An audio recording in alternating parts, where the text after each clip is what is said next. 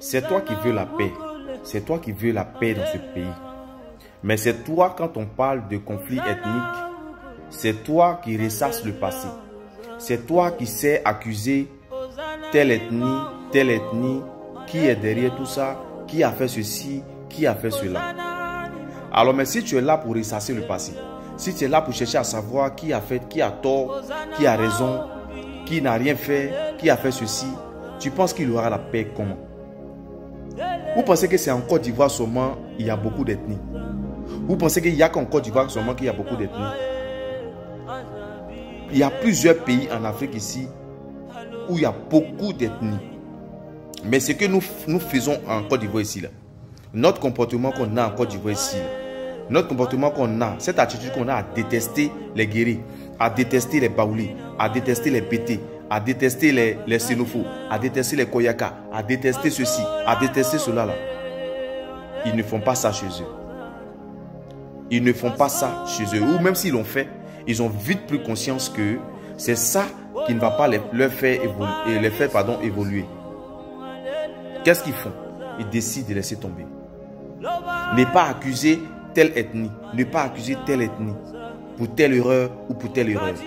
Une erreur est faite, est commise. On cherche à la réparer. Pas besoin d'accuser des gens. Pas besoin de jeter encore l'opprobre sur certaines personnes. Parce qu'en faisant cela, l'autre va dire, ouais, non mais moi, c'est pas moi, c'est toi. Non, c'est pas moi, c'est toi. Non, c'est pas toi, c'est que c'est l'autre. Et puis ça crée encore davantage de conflits. Alors que si chacun regarde en avant, alors que si chacun regarde à l'intérêt de tout le monde, vous allez voir que ces histoires d'accusation en un point fini, là, on va mettre fin à ça. Et puis on va vivre dans une quiétude extraordinaire en Côte d'Ivoire. Je vous le dis, pendant que nous sommes en conflit, pendant que nous sommes en train de nous déchiqueter, pendant que nous sommes en train de nous entretuer, ceux qui viennent chez nous, les étrangers, vivent à l'aise.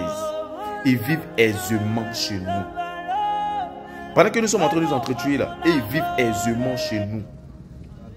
Voilà pourquoi est-ce que quand on parle, ils ouvrent les bouches pour dire que oui, le gars va venir encore, vous allez vous entretuer, le gars va venir, vous allez vous entretuer.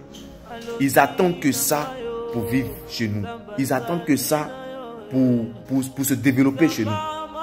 Alors que nous-mêmes qui sommes là, tout ce qu'on a, c'est de détester nos propres frères. C'est de détester nos propres sœurs.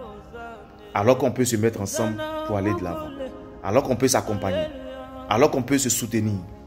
Mais on se déchire au détriment des étrangers. On se déchire au détriment de ceux-là qui sont venus ici par intérêt. Jusqu'à quand nous allons continuer comme ça? À un moment, il faudra que chacun sache que il est l'ambassadeur quand même de la paix en Côte d'Ivoire.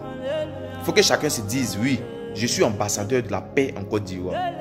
Et ce qui est plus écœurant, c'est que ceux-mêmes qui ont traversé l'eau, ceux-mêmes qui sont allés en Europe pour aller se chercher, qui ont eu le temps quand même de voir comment les Occidentaux vivent, eux aussi sont toujours dans cet esprit de combat, de conflit ethnique.